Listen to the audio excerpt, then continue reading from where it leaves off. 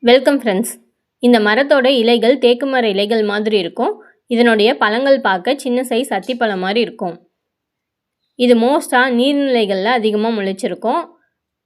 ஆறு, குளம், கிணறு, தண்ணீர் அதிகமாக இருக்கக்கூடிய இடத்துல அதிகமான மரங்கள் இருக்கும்.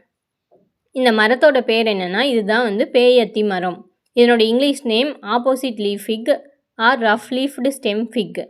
இதனுடைய சயின்டிஃபிக் நேம் ஃபைக்கஸ் ஹிஸ்பிடா.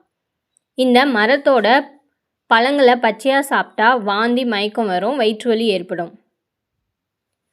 இந்த மரத்தோட பட்டை, இலைகள், பழங்களில் அதிகமான ஊட்டச்சத்துக்கள் இருக்கிறதுனால இதை சித்த மருத்துவத்தில் அதிகமாக பயன்படுத்துகிறாங்க.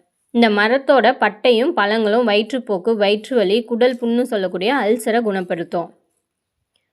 இதனுடைய பழங்கள் வயிற்றுப்புழுக்களை வெளியேற்ற பயன்படுது.